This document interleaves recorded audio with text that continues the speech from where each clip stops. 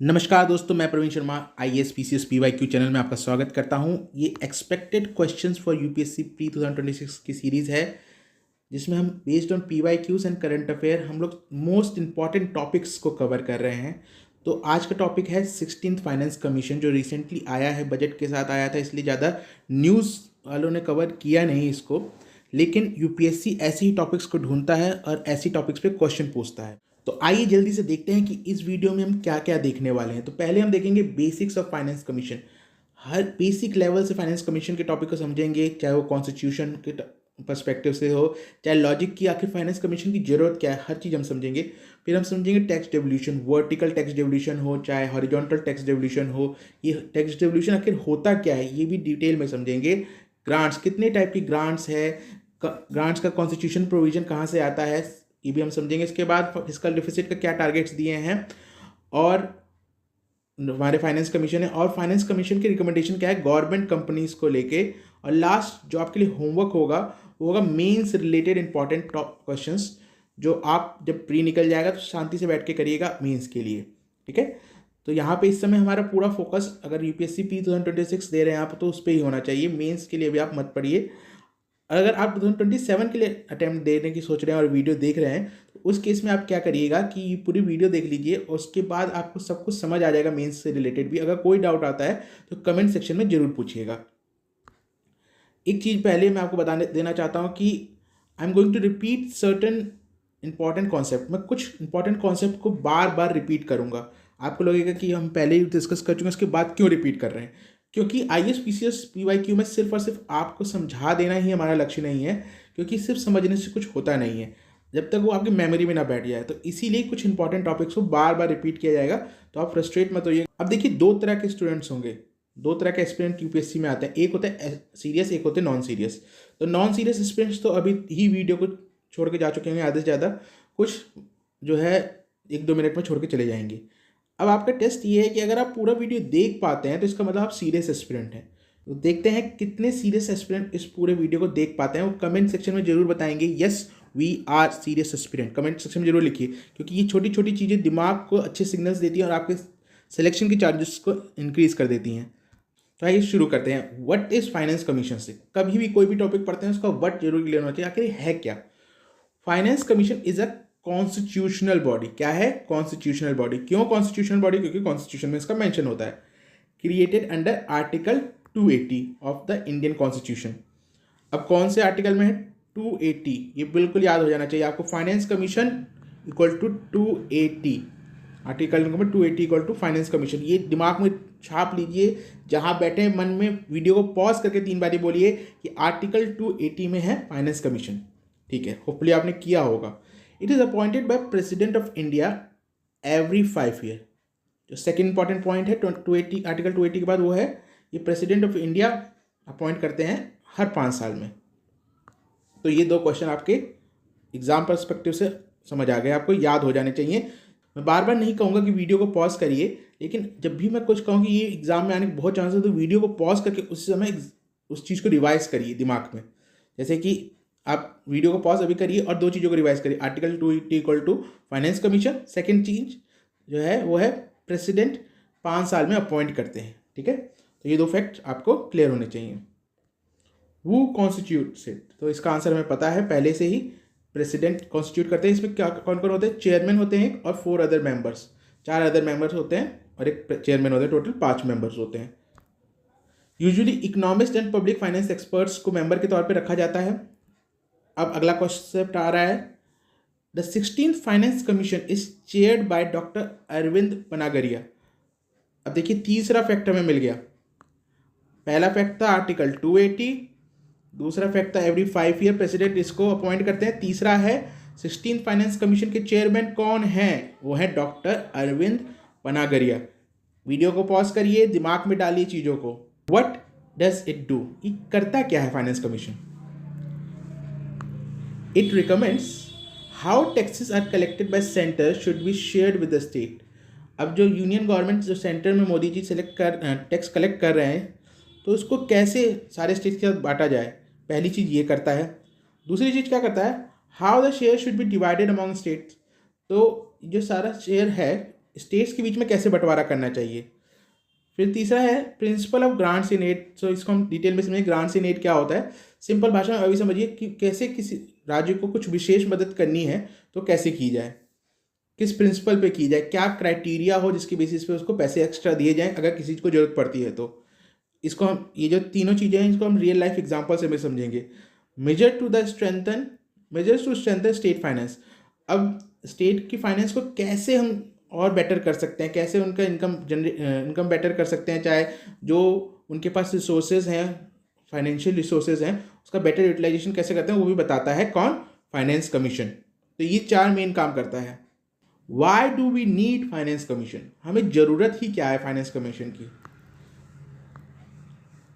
Because of the something called physical imbalance. हमारी country में क्या है, फिजिकल इम्बैलेंस। अब इसका मतलब क्या हुआ, इसको समझते हैं।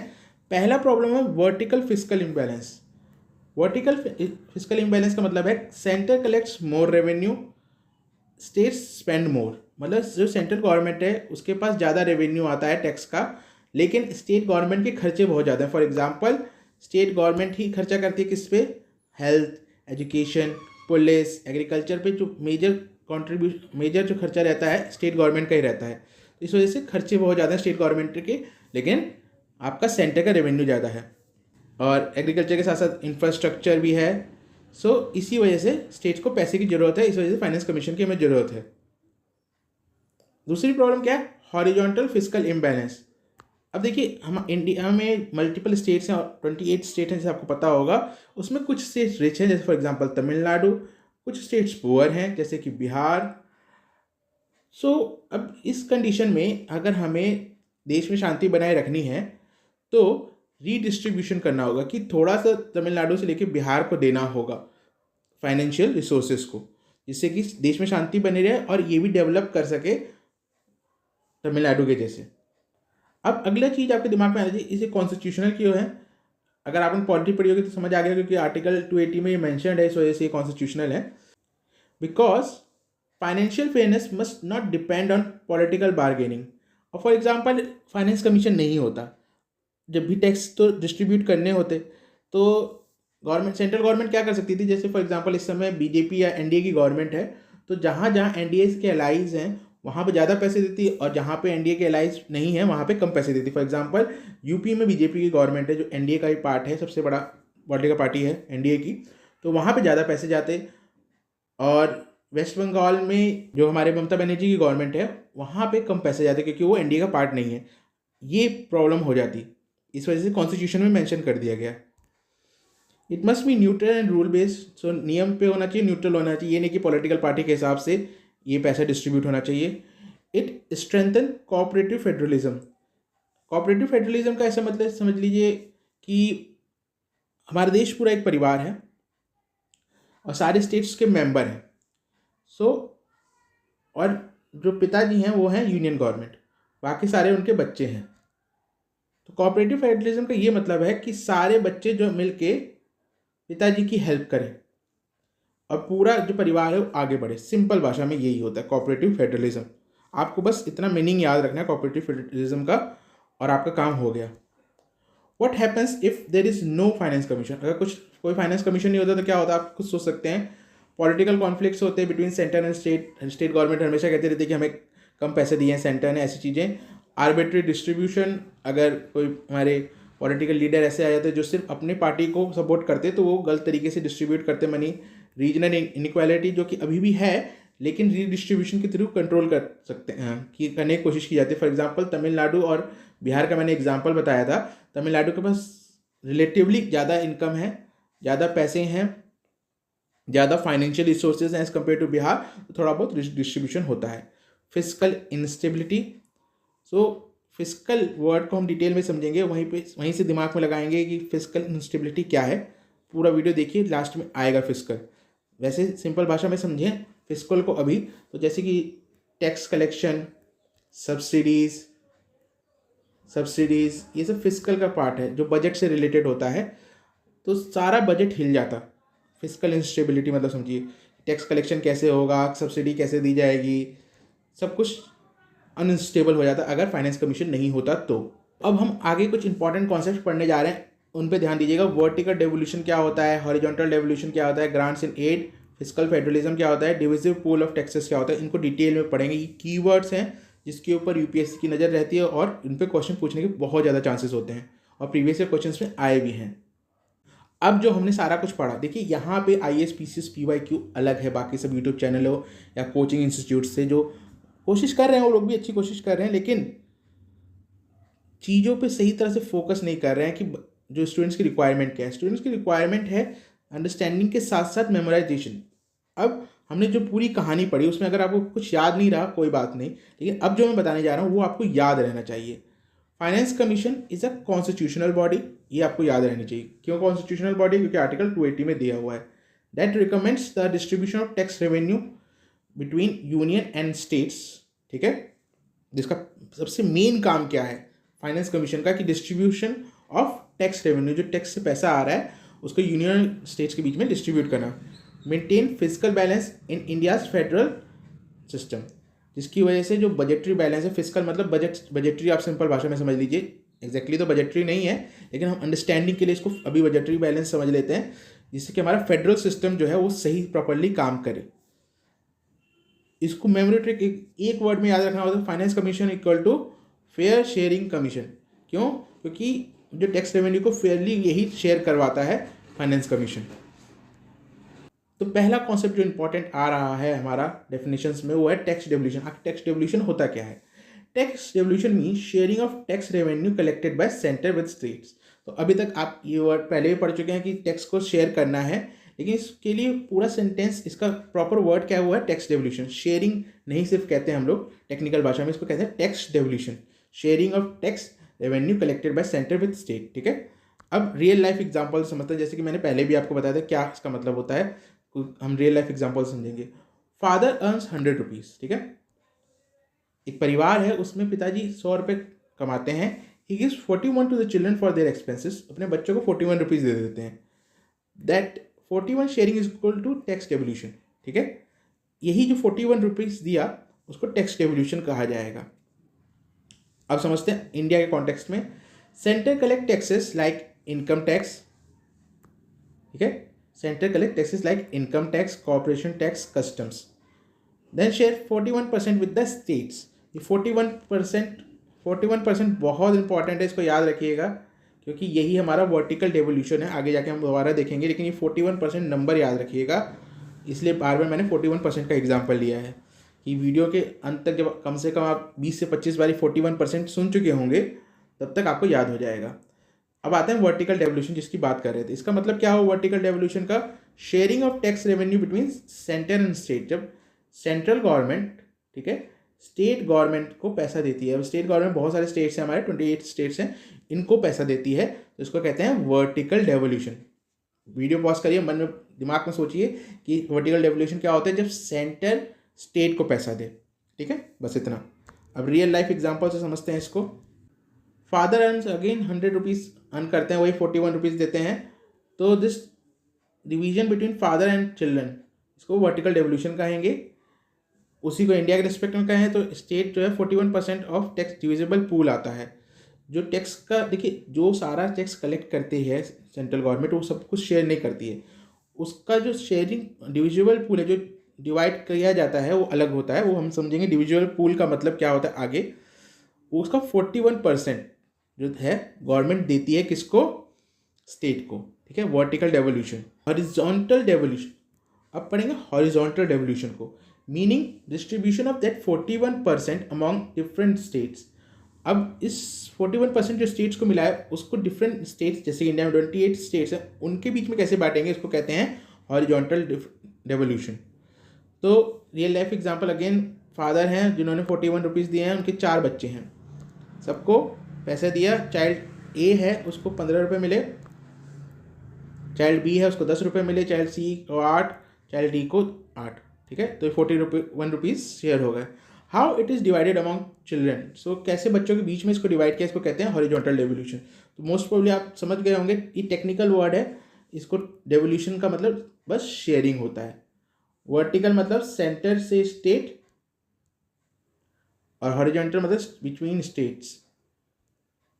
यूनियन को समझिए, ये पिताजी हैं और ये उनके बच्चे हैं, स्टेट्स जो हैं। यहाँ से दिमाग में आसानी से बैठेगा। In India based on population, income, distance, area, forest cover, GDP contribution, ये टैक्स हॉरिजॉन्टल डिवोल्यूशन होता है। इसको हम डिटेल में देखेंगे, इसलिए मैं यहाँ पे डिस्क्राइब नहीं कर रहा हूँ इसको। इसका मतलब क्या है, ऐसे बस आप समझ लीजिए कुछ क्राइटेरिया रखे गए हैं कि भैया एक बच्चे को, फॉर एग्जाम्पल 2 बच्चे हैं ए और बी, ए को मिला 10 rupees of the tax revenue, B को मिला 20 रुपीज़। ठीक है, तो क्यों? अब इसका क्राइटेरिया क्या है? पॉपुलेशन, इनकम, डिस्टेंस, मतलब कि कहाँ ज़्यादा गरीबी है, सिंपल भाषा में एरिया, कौन सा स्टेट बड़ा है, कुछ पैरामीटर सेट किए और उसके बेसिस पे पैसा डिस्ट्रीब्यूट किया।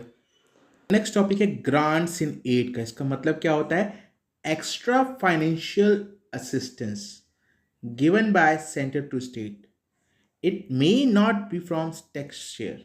तो इसका मतलब क्या हुआ कि जो कुछ एक्स्ट्रा फाइनेंशियल असिस्टेंस देती है यूनियन गवर्नमेंट कुछ स्टेट्स को, उसको कहते हैं ग्रांट्स इन एड। ग्रांट्स का मतलब एक तरह से सिंपल भाषा में समझिए तो दान समझ लीजिए, कुछ दान सा, मतलब कुछ ऐसा जिसको वापस करने की जरूरत ना हो, जो लोन नहीं हो, और दान जैसा कुछ समझ लीजिए। वैसे एग्जैक्टली दान नहीं है, हम समझेंगे, लेकिन दिमाग को आसानी से इस बात को, ग्रांट्स इन एड को एब्जॉर्व करने के लिए दान समझ लीजिए। एग्जाम्पल समझते हैं फैमिली के एग्जाम्पल से ही। Suppose one child is sick, कुछ स्टेट, फॉर एग्जाम्पल एक चाइल्ड है आपका फैमिली में, वो बीमार है। Father gives extra 5 rupee only to that child, that extra help is called grant in aid. Again family का एग्जाम्पल लेंगे, जो हमने 41 रुपीज़ दिए थे बच्चों में डिस्ट्रीब्यूट किए थे वो अलग है, लेकिन एक बच्चा बीमार पड़ जाता है तो उस केस में जो फादर है 5 रुपीज़ एक्स्ट्रा और दे देगा कि भाई तो दवाई ववाई ले लेना। तो ये है ग्रांट्स इन एड का कॉन्सेप्ट। अब समझते हैं टेक्निकल भाषा में। In India given under article 275। सो अगला आर्टिकल जो आपको दिमाग में रखना है वो है आर्टिकल 275। पहले हमारे आर्टिकल कौन सा था? 280, जिसका जो फाइनेंस कमीशन से रिलेटेड था। अब है आर्टिकल 275, ये किससे रिलेटेड है? ग्रांट्स इन एड से रिलेटेड। ठीक है, तो ये आपको दोनों आर्टिकल अपने टिप्स पे होने चाहिए अब, क्योंकि इतनी बारी हम लोग मल्टीपल टाइम्स रिवाइज कर ले रहे हैं। इस आर्टिकल को कमेंट में जरूर लिखिए। ठीक है, कमेंट में लिखने के लिए क्यों कह रहा हूँ मैं? जब आप कमेंट में कोई भी चीज़ लिखते हैं तो उससे उसकी याद होने के चांसेस काफ़ी ज़्यादा बढ़ जाते हैं और आपको बहुत फ़ायदा होता है। और दूसरा, हमें भी इंकरेजमेंट मिलती है कि हम कुछ सीरियस एस्पिरेंट्स की मदद कर पा रहे हैं। सो ये ग्रांट इन एड्स किस लिए यूज़ होता है? लोकल बॉडीज़ के लिए, रेवेन्यू डिफिसिट के लिए, डिजास्टर मैनेजमेंट के लिए। हम देखेंगे कि रेवेन्यू डिफिसिट का मतलब क्या होता है जनरली, लेकिन अभी हट गया है, लेकिन वो भी हम डिटेल में देखेंगे आगे। लोकल बॉडीज़ मतलब Panchayati Raj, urban local bodies, disaster management के लिए ये ग्रांट्स यूज़ होते हैं। अब अगला कॉन्सेप्ट है फिस्कल फेडरलिज्म का। इसका मतलब क्या हुआ? System of dividing financial power to federal in a federal country. India is a federal country, यहाँ पे एक यूनियन गवर्नमेंट है, फिर इसके नीचे बहुत सारे स्टेट गवर्नमेंट हैं, तो इसने मिलके फेडरेशन बनाया है, इसलिए इंडिया एक फेडरल कंट्री है। तो इसमें फाइनेंशियल पावर्स को कैसे डिवाइड किया गया है? कौन क्या टैक्स कलेक्ट कर सकता है? फॉर एग्जाम्पल इनकम टैक्स जो है वो आपका सिर्फ और सिर्फ यूनियन गवर्नमेंट कलेक्ट कर सकती है। तो ये पावर दी गई है, फाइनेंशियल पावर जी यूनियन गवर्नमेंट के पास है। इसको कहते हैं फिस्कल फेडरलिज्म। अब एक वर्ड पढ़ा था हमने, डिविजुअल पूल ऑफ टैक्सेस, जो मैंने कहा था आगे समझाऊंगा मैं आपको। अब वो आ गया मौका, पूरा ध्यान से देखिएगा। जनरली ये वर्ड, सेंटेंस या कीवर्ड लोग स्किप कर देते हैं, लेकिन हमें डिटेल में समझना है। डिविजुअल पूल ऑफ टैक्सेस मतलब tax revenue of the centre that is shareable with states.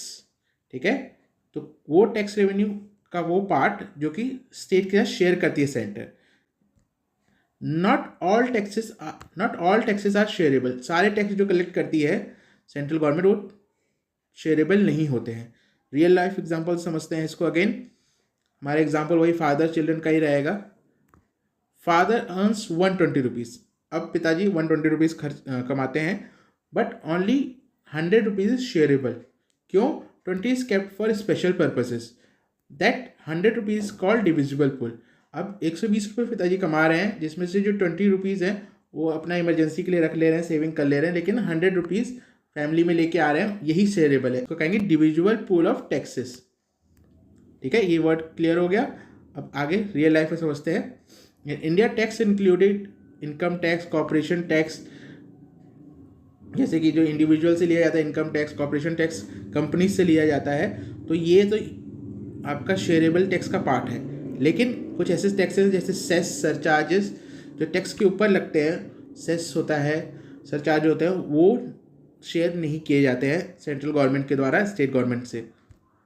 तो अब सिंपल समरी समझते हैं जो भी अब तक हम समझे, वो है टैक्स डेवल्यूशन का मतलब sharing money, vertical tax devolution का मतलब क्या हुआ, सेंटर से स्टेट, हॉरिजॉन्टल का मतलब क्या हुआ, हॉरिजॉन्टल डेवल्यूशन का मतलब क्या हुआ, स्टेट टू स्टेट, मतलब स्टेट के बीच में कितना होगा, ग्रांट का मतलब क्या हुआ, एक्स्ट्रा हेल्प। तो ये वर्ड्स आपको याद दिमाग में रखना है। अभी तक जो हमने कहानी सुनी वो अंडरस्टैंडिंग के लिए था, लेकिन ये जो वन लाइन समरी जो है, जो I S P C S P Y Q की स्पेशलिटी है, वो आपके दिमाग में रखनी है, ठीक है। यही एग्ज़ाम में याद रहेगा। ये सारी कहानियाँ जो मैंने सारे सेंटेंसेस बताए, ज़्यादातर चीज़ें याद नहीं रहती हैं, किसी को भी नहीं रहते हैं, तो आपको घबराने की जरूरत नहीं, लेकिन ये चीज़ याद नहीं रहेगी तो आप क्वेश्चन नहीं कर पाएंगे। इस पर पूरा फोकस करिए। अगला वर्ड था फिजिकल फेडरलिज्म, जो हमने पढ़ा, इसका मतलब था सिस्टम ऑफ शेयरिंग। शेयरिंग क्या, टैक्सेस का शेयरिंग। डिविजिबल पूल मतलब शेयरेबल टैक्स बास्केट, जो टैक्स कलेक्ट होता है वो शेयर किया जा सकता है, उसको डिविजिबल पूल के डिविजिबल पूल कहा जाता है। मेमोरी ट्रिक क्या है, वर्टिकल मतलब अप टू डाउन, फादर कौन, यूनियन, और ये स्टेट गवर्नमेंट्स हैं, इनको कितना दिया जाएगा, इसको वर्टिकल, इसको हॉरिजॉन्टल, कि स्टेट्स के बीच में कितना डिस्ट्रीब्यूट होगा। आप देख रहे होंगे कि मैं वर्टिकल हॉरिजॉन्टल कम से कम अभी तक 10 बारी बोल चुका हूँ। अब तक आपको फ्रस्ट्रेशन होगी कि एक चीज़ क्यों इतनी बारी बोल रहे हैं, क्योंकि आप भूल जाएंगे अगर पूरे चीज़ों को बार बार नहीं दोहराएंगे तो। इसलिए मैं आपको बार बार दोहरा रहा हूँ, क्योंकि जनरली हम लोग पढ़ते जाते हैं, रिवीजन नहीं करते, और जब हम पढ़ते पढ़ते ही रिवीजन करते रहते हैं तो चांसेस ज़्यादा होते हैं कि एग्ज़ाम टाइम में वो आ जाएगा।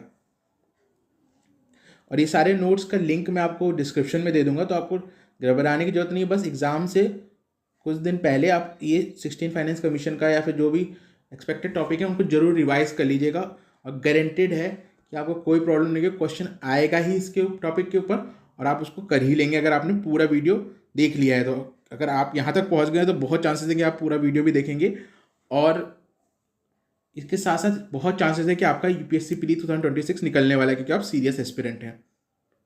अब आर्टिकल 280 क्या कहता है एग्जैक्टली समझने की कोशिश करते हैं। इतना तो हमें पता है कि आर्टिकल 280 है फाइनेंस कमीशन से रिलेटेड, ये तो आपको टिप्स पे होना चाहिए।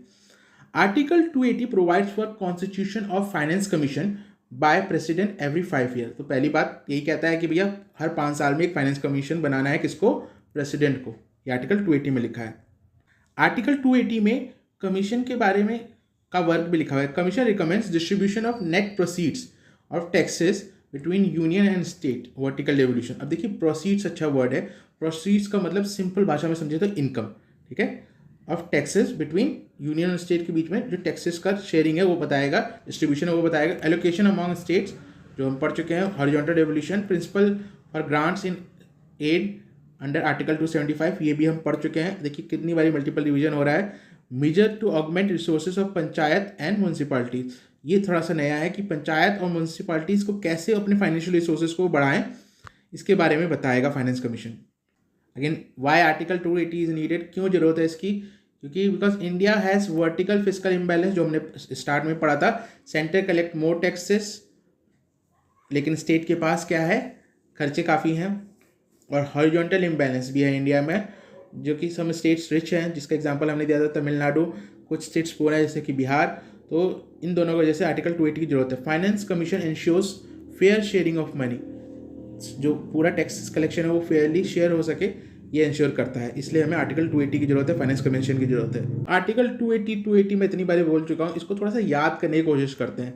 मुझे पता है आपको याद नहीं हुआ होगा, इसको कुछ ना कुछ ट्रिक बनानी पड़ेगी। तो एक सिंपल ट्रिक है, 280 में 2 है, 2 levels of government. 2 levels of government कौन कौन से हैं, यूनियन गवर्नमेंट और स्टेट गवर्नमेंट। अभी आपको लग रहा होगा कि मैं फालतू में टाइम वेस्ट कर रहा हूँ ये ट्रिक्स बता के, क्योंकि सबके अलग अलग ट्रिक्स हो सकते हैं, लेकिन ये ट्रिक्स बताने का सिर्फ और सिर्फ एक पर्पज़ है। पहला पर्पज़, आपका टाइम बचे, ट्रिक बनाने में काफ़ी समय लगता है। दूसरा पर्पज़, अगर आपको ये ट्रिक पसंद नहीं आ रही है तो आप अपनी ट्रिक बनाएं, क्योंकि आप एग्ज़ाम में भूले ही जाएंगे अगर आपके पास कोई मेमोरी ट्रिक नहीं होगी और मल्टीपल रिवीजन नहीं होंगे तो टाइम वेस्ट हो जाता है without revision. Study without revision is wastage of time, कुछ और कर लीजिए, ठीक है। इस जो है 8 डायरेक्शन ऑफ बैलेंस, देखा जाए तो जनरली 8 डायरेक्शंस की बात की जाती है जो हमारे मेन होते हैं, north south east west, north west south west, ऐसे करके। तो फाइनेंस कमीशन क्या कहता है, बैलेंस करता है 8 के 8 डायरेक्शन को। तो वहाँ से आया 8, 0 मतलब जीरो पॉलिटिकल इंटरफेरेंस। इसमें यूनियन गवर्नमेंट का कुछ भी नहीं होता पॉलिटिकल प्रेशर, चाहे स्टेट गवर्नमेंट का, इसलिए यहाँ से आया 0। ठीक है, तो 280 ऐसे याद कर सकते हैं। और या फिर सिंपल ऐसे आके 280 इक्वल टू अगर फाइनेंस शेयरिंग अथॉरिटी, ठीक है, finance commission equal to finance sharing authority. अब आर्टिकल 281 भी इंपॉर्टेंट है, 280 के बाद ही जस्ट आता है 281। क्यों इंपॉर्टेंट है, क्योंकि it recommend 281 article 281 recommendations to laid before parliament. अब इसमें बेसिकली क्या बताया गया है कि जो फाइनेंस कमीशन रिकमेंड करेगा उसको पार्लियामेंट के सामने पेश करना होगा। ये नहीं कि यूनियन गवर्नमेंट लेके बैठ गई और किसी को नहीं बता रहे, इसको पार्लियामेंट के सामने पेश करना होगा। इससे फ़ायदा क्या होगा, पहले थोड़ा समझ लेते हैं आर्टिकल 281 के बारे में थोड़ा डिटेल में, फिर फ़ायदा भी समझेंगे। The president shall cause recommendation of finance commission along with explanatory memorandum to be led before both houses। देखिए important word, both houses, Rajya Sabha Lok Sabha दोनों में, हाउसेस ऑफ पार्लियामेंट। ठीक है, तो प्रेसिडेंट कहेंगे भैया जो आपके फाइनेंस कमीशन की रिकमेंडेशन है, जाके उसके अलॉन्ग विद एक एक्सप्लेनेटरी मेमोरेंडम जो चीज़ों को एक्सप्लेन भी करे, आप पार्लियामेंट में पेश करिए।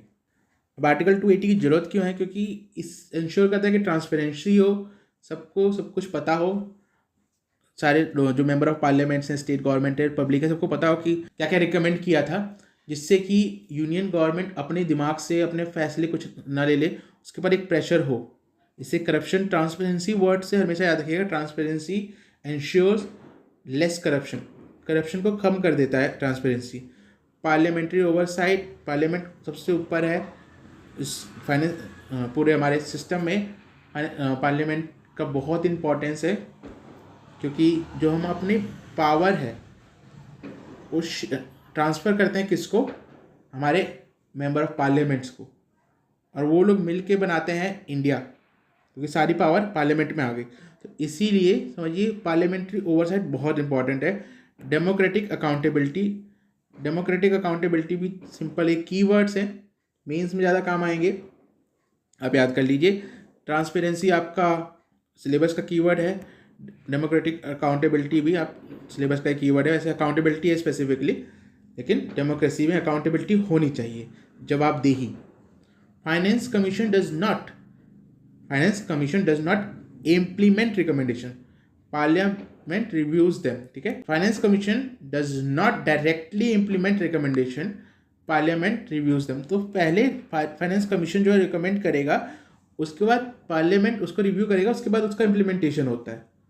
So after 15th finance commission it's support was table in parliament before implementation. तो इससे पहले हम लोग 16th फाइनेंस कमीशन का पढ़ रहे हैं, इससे पहले जो आई थी फाइनेंस कमीशन, उसकी रिपोर्ट पार्लियामेंट में पेश की गई थी और उसके बाद इम्प्लीमेंटेशन हुआ था। अब मेमोरेटरी क्या है, आर्टिकल 281 के लिए 2 हाउसेज हैं हमारे, कौन कौन से, राज्यसभा लोकसभा, 8 डिबेट्स, साउंड को मैच करिए, 1 प्रेसिडेंट। कौन पार्लियामेंट में रखवा रहा है फाइनेंस कमीशन की रिकमेंडेशन, वो है प्रेसिडेंट। फाइनेंस कमीशन को कौन अपॉइंट कर रहा है, वो भी है प्रेसिडेंट। आर्टिकल 275 पे आते हैं, जिसमें grant in aid from union to states की बात की गई है। व्हाट डज आर्टिकल 275 प्रोवाइड, क्या प्रोवाइड करता है, ग्रांट्स प्रोवाइड करता है। कुछ सबको नहीं मिलेगा, कुछ स्टेट्स को मिलेगा जिनको इसकी ज़रूरत होगी। फॉर एग्जाम्पल ये जेनरिक चीज़ें बता रहा हूँ, इसके बाद स्पेसिफिकली हम जब ग्रांट्स के सेक्शन में पढ़ेंगे तब हम समझेंगे कि 16th फाइनेंस कमीशन ने एग्जैक्टली कहा क्या है ग्रांट्स के बारे में। तो जनरली किसके लिए होता है, welfare of scheduled tribe, scheduled areas, revenue deficit, इन सब चीज़ों के लिए होता है क्या ग्रांट्स दी जाती हैं। Why is article 275 needed. देखिए ग्रांट्स अगर अभी समझ नहीं आ रहा है तो आप सब्र रखिए, क्योंकि जब हम पढ़ेंगे डिटेल में तो आपको जरूर समझ आ जाएगा। वाई इज आर्टिकल 275 नीडेड, क्यों जरूरत है इसकी। Some states are financially weaker, कुछ स्टेट्स फाइनेंशियली वीकर है, जैसे कि हमने बिहार का एग्जांपल लिया था, और भी बहुत सारे स्टेट्स हैं। Tax sharing alone may not be enough, तो सिर्फ टैक्स के शेयर से उनका काम नहीं चलेगा, कुछ अलग से ग्रांट्स चाहिए। सो यूनियन प्रोवाइड एडिशनल सपोर्ट। ठीक है, तो इसी वजह से यूनियन गवर्नमेंट उनको सपोर्ट देती है। आर्टिकल 280, 281, 275 आर्टिकल 280 क्या करता है, क्रिएट्स फाइनेंस कमीशन। आर्टिकल 281 क्या कहता है, parliament reviews its report, finance commission की रिपोर्ट। और 275 क्या कहता है, grants given to needy states. इसको और सिंपल कर दिया जाए तो ये बहुत काफ़ी, जब मैं ऑफलाइन क्लासेस में पढ़ाता हूँ तो वहाँ पे ये ट्रिक बहुत ज़्यादा, ये वाली ट्रिक चलती है, बच्चों को बहुत पसंद आती है। वो है आर्टिकल 280 कौन रिकमेंड करता है, फाइनेंस कमीशन। 281 वो रिव्यूज, कौन रिव्यू करता है, पार्लियामेंट। आर्टिकल 275 वो receives extra money, grants in add, states receive करते हैं ग्रांट्स इन एड के तौर पे। तो इससे दिमाग में रहता है। अब हम मोस्ट इंपॉर्टेंट फाइनेंस कमीशन, देखिए पहला टॉपिक मुझे पता है बेसिक्स ऑफ फाइनेंस कमीशन काफ़ी लंबा है, सेकंड टॉपिक भी थोड़ा लंबा है, उसके बाद जो बाकी सारे टॉपिक्स हैं जैसे grants, revenue deficit, fiscal deficit, ये सब बहुत छोटे छोटे हैं, बहुत जल्दी हो जाएगा। तो आप पेशेंस बनाए रखिएगा और वीडियो को पूरा देखिएगा। और अभी तक आपने चैनल को सब्सक्राइब नहीं किया तो चैनल को सब्सक्राइब कर देगा और वीडियो को लाइक जरूर कर दीजिएगा। अब डिस्कस करते हैं most important finance commission specifically for UPSC examination and the chairman and why they matter. तो स्पेसिफिकली इसमें सबसे इंपॉर्टेंट पार्ट ये है, जो चेयरमैन आपको जरूर याद रखना है in most important finance commission, और ये स्पेसिफिकली यूपीएससी एग्जाम के लिए है। सो फर्स्ट, हमेशा कोई भी एग्ज़ाम हो, फर्स्ट चीज़ तो हमेशा याद रखनी चाहिए, गवर्नमेंट सेक्टर एग्जाम्स में फर्स्ट जरूर पूछा जाता है। फर्स्ट फाइनेंस कमीशन कब बना था, 1951 में। क्यों? क्योंकि 1950 में हमारा कॉन्स्टिट्यूशन आया था और नेक्स्ट ईयर ही हमारा फर्स्ट फाइनेंस कमीशन बन गया। इसके चेयरमैन कौन थे जो आपको याद रहने चाहिए, वो हैं के सी नियोजी। वीडियो पॉज करिए, दिमाग में बोलिए, फर्स्ट फाइनेंस कमीशन चेयरमैन के सी नियोजी, मोस्ट प्रॉब्ली आपने किया होगा। वाई इम्पॉर्टेंट, क्यों? क्योंकि set the initial framework for tax sharing in independent India, let the foundation of physical federalism. तो इन्होंने फिजिकल फेडरलिज्म स्टार्ट की थी बेसिक। अगर आप ये याद नहीं भी रखते तो कोई बात नहीं है, बस ये दोनों फैक्ट याद रखिए। के सी नियोजी फर्स्ट फाइनेंस कमीशन के चेयरमैन थे। जो सेकंड इंपॉर्टेंट फाइनेंस कमीशन था वो था सेवंथ फाइनेंस कमीशन, जो कि 1978 में आया था, जिसके चेयरमैन थे जे एम शिलाट। आप जैसे ही प्रोनाउंस करें इसको। वाई? क्योंकि इन्होंने strengthen formula based devolution, move towards more objective criteria इन टैक्स डिस्ट्रीब्यूशन। तो इन्होंने बेटर फॉर्मलाइजेशन किया था और टैक्स डिस्ट्रीब्यूशन के क्राइटेरिया को ज़्यादा ऑब्जेक्टिफाई किया था। जैसे फॉर एग्जांपल पॉपुलेशन को एक क्राइटेरिया बनाया जाए, ऐसी चीज़ें बताई थी इन्होंने। तो आपको क्या याद रखना है कि सेवंथ फाइनेंस कमीशन, इसके चांसेस कम है के सी नियोजी से मुकाबले, लेकिन याद रखिएगा जे एम शिलाट जो थे सेवंथ थे, रिलेटिवली कम इम्पॉर्टेंट है। जो थर्ड था वो टेंथ फाइनेंस कमीशन जो 1995 में आया था, के सी पंत, इसको याद रखना है आपको, के सी पंत। तो फर्स्ट थे हमारे नियोजी साहब और ये हमारे टेंथ हैं के सी पंत। क्यों इम्पॉर्टेंट है? Introduced normative approach to assess state fiscal need, emphasise fiscal discipline. तो इन्होंने बेसिकली क्या कहा था कि भैया बजट में डिसिप्लिन होना चाहिए, स्पेंडिंग कैसे करनी है, सब्सिडी कितनी देनी है और रेवेन्यू कैसे जनरेट करना है, इन सब चीज़ों के बारे में बताया था। बस इतना याद रखें, के सी पंत। आप सेकंड और थर्ड जो है, सेवन्थ और टेंथ वाला फाइनेंस कमीशन नहीं भी याद रखेंगे तो चल जाएगा, लेकिन फर्स्ट मत भूलिएगा के सी नियोजी, क्योंकि सबसे हाईएस्ट चांस उसी के होते हैं पूछे जाने के एग्जाम में। ट्वेल्थ फाइनेंस कमीशन आया था, सी रंगराजन उसके चेयरमैन थे। इन्होंने क्या कोशिश की थी? फिस्कल कंसोलिडेशन की कोशिश की थी। अब फिस्कल कंसोलिडेशन से पहले हम समझेंगे फिस्कल का मतलब क्या होता है। फिस्कल बहुत बारी वर्ड आया है और आप सबको पता होना चाहिए फिस्कल का मतलब क्या होता है, ये टिप्स पे होना चाहिए आपके, ठीक है। तो ट्वेल्थ फाइनेंस कमीशन सी रंगराजन, याद कर लीजिए, 2005 में आए थे। इसके ऊपर क्वेश्चन आ चुका है। What is the full meaning of fiscal? Fiscal का पहले मतलब समझेंगे, ऑफ और relating to taxation, public revenue, public debt, fiscal policy, ठीक है। फिस्कल किससे रिलेट करता है? टैक्सेशन से, बस आप इतना याद रखें, taxation, public revenue, public date जो बोरो करती है जो गवर्नमेंट्स हैं उसको पब्लिक डेट कहा जाता है। पब्लिक रेवेन्यू, एक तो टैक्सेशन हो गया जहाँ से रेवेन्यू आता है, और भी नॉन टैक्स रेवेन्यू के तरीके होते हैं, जैसे टिकट बेच के, चाहे कोई बुक बेच के, इस तरह से गवर्नमेंट अर्न करती है, उसको पब्लिक रेवेन्यू कहेंगे। इन सब चीज़ों को रिलेटेड जो चीज़ होती हैं उसको फिस्कल कहते हैं। अब हमने क्यों ये फिस्कल इतना डिटेल में समझा? क्योंकि फिस्कल कंसोलिडेशन का मतलब पता होना चाहिए। Fiscal consolidation refers to policies, strategies implemented by government to reduce their fiscal deficit and accumulate less debt over medium to long term। So basically fiscal consolidation में फोकस क्या होता है कि कैसे भी करके कुछ पॉलिसी या स्ट्रेटेजी का यूज़ करके गवर्नमेंट जो है अपना फिस्कल डिफिसिट कम करे। फिस्कल डिफिसिट का आसान भाषा में मतलब कि जो अपारे घाटा है गवर्नमेंट अर्न करती है उसको हम कहेंगे रेवेन्यू, गवर्नमेंट स्पेंड करती है उसको कहेंगे एक्सपेंडिचर। जो हमारा रेवेन्यू है मतलब कि गवर्नमेंट का जो रेवेन्यू है अगर एक्सपेंडिचर से कम है तो डिफिसिट में है। जैसे फॉर एग्जांपल इसको और डिटेल में समझते हैं बेसिक भाषा में।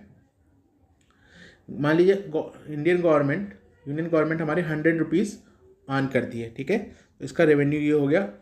और वहीं यूनियन गवर्नमेंट जैसे कि सब्सिडीज़ दे के स्कीम्स में यूज़ करके 110 रुपीज़ खर्च कर देती है, तो फिस्कल डेफिसिट कितना हो गया 10 रुपीज़ का। ये बहुत बेसिक लैंग्वेज मैंने आपको समझा दिया। आगे हम जब प्रीवियस ईयर क्वेश्चन सॉल्व करेंगे तो फिस्कल डेफिसिट को और डिटेल में समझेंगे, लेकिन अभी इतना समझ लीजिए। अब यहाँ से आया क्या कि फिस्कल कंसोलिडेशन मतलब क्या हुआ, पॉलिसीज और स्ट्रेटजीज का यूज़ करके रिड्यूस करना है क्या फिस्कल डेफिसिट, और कम से कम डेट, कम से कम उधार रखना है। क्योंकि फिस्कल डेफिसिट जो होता है उसको पूरा करने के लिए जो घाटा हुआ है उसके लिए हम क्या करते हैं, उधार लेते हैं, ठीक है। तो ये दोनों इंटरकनेक्टेड है over medium to long term. Hopefully आपको समझ आ गया होगा फिस्कल कंसोलिडेशन का मतलब क्या है। तो ये बहुत इंपॉर्टेंट वर्ड है, जनरली लोग स्किप कर देते हैं। इसी वजह से 12th फाइनेंस कमीशन बहुत इंपॉर्टेंट था, क्योंकि इस पर स्ट्रॉन्ग फोकस था फिस्कल कंसोलिडेशन पे कि भैया अपना फिस्कल डेफिसिट कम करो जिससे कि डेट कम हो। डेट ज़्यादा होता है तो क्या होता है, गवर्नमेंट जितना भी अर्न करती है मोस्टली पैसे इंटरेस्ट में चले जाते हैं, दूसरे जहाँ से उन्होंने डेट लिया उसको इंटरेस्ट देना पड़ता है, उससे बहुत सारी प्रॉब्लम्स क्रिएट हो जाती हैं इकोनॉमिक्स में। हम उसमें डिटेल में नहीं जाएंगे, लेकिन अभी हमें फिस्कल कंसोलिडेशन का मतलब समझ आ गया होगा। अगर समझ आ गया है तो कमेंट में जरूर लिख दीजिएगा फिस्कल कंसोलिडेशन का मतलब। नहीं आया तो जरूर पूछिएगा, मैं और डिटेल में और आसान भाषा में समझाऊंगा आपको। It involves combination of increasing tax revenue, rationalising expenditure. Again fiscal deficit कैसे कम होगा, भैया अपना रेवेन्यू बढ़ाओ, टैक्स रेवेन्यू बढ़ाओ, रैशनलाइज करो expenditure, improving financial discipline to ensure long term economic stability and sustainability. भैया ये सब अपना करो कि टैक्स बढ़ा दो थोड़े जिससे कि रेवेन्यू बढ़े, एक्सपेंडिचर जैसे सब्सिडीज़ देते हैं उसको कम करें जिससे कि हमारा डिफिसिट कम हो। बेसिक मतलब ये है। Linked with fiscal responsibility and budget management act goals. एक एक्ट आया था fiscal responsibility and budget management, उससे लिंक होता है ये 12th फाइनेंस कमीशन जो कि सी रंगराजन साहब की चेयरमैनशिप में आया था, जो फिस्कल कंसोलिडेशन पे फोकस था। वहीं से ये चीज़ एक एक्ट आया था। इसको यहाँ पे तो नहीं पढ़ेंगे, अलग से ये बहुत बड़ा टॉपिक है, ठीक ठाक इंपॉर्टेंट है, ज़्यादा इंपॉर्टेंट भी नहीं है, कम इंपॉर्टेंट भी नहीं है। इस पर एक बार ही क्वेश्चन आया है अभी तक, तो हम आगे अलग से पढ़ेंगे। इस वीडियो में नहीं, अलग से मैं वीडियो बना दूंगा। अगर आपको जानना होगा तो कमेंट में लिख दीजिएगा फिस्कल रिस्पॉन्सिबिलिटी वाला वीडियो, तो मैं बना दूंगा। 13th फाइनेंस कमीशन, ठीक है। चेयरमैन कौन थे इसके, विजय केलकर। इन्होंने क्या किया था, क्यों इंपॉर्टेंट है, क्योंकि इन्होंने परफॉर्मेंस बेस्ड इंसेंटिव्स इंट्रोड्यूस किए थे। Focus on fiscal responsibility and GST road map, GST से रिलेट है, इस वजह से Vijay Kelkar 13th finance commission important है। तो सबसे ज़्यादा इंपॉर्टेंट कौन था, फर्स्ट केसी नियोजी, सेकेंड जो सबसे ज़्यादा इंपॉर्टेंट है वो 12th हमारा जो हमारे सी रंगराजन साहब थे। जो 13th थर्ड सबसे इंपॉर्टेंट है, क्यों, क्योंकि इन्होंने जीएसटी रोड मैप तैयार किया था, जीएसटी के लिए सिस्टम तैयार किया था अपने फाइनेंस कमीशन में, ठीक है। तो विजय केलकर। 14th फाइनेंस कमीशन को पढ़ते हैं। एक फाइनेंस कमीशन के इतिहास के सबसे इंपॉर्टेंट फाइनेंस कमीशन है। इसके चेयरमैन थे YV रेड्डी और इसका पीरियड था 2015 से लेकर 2020।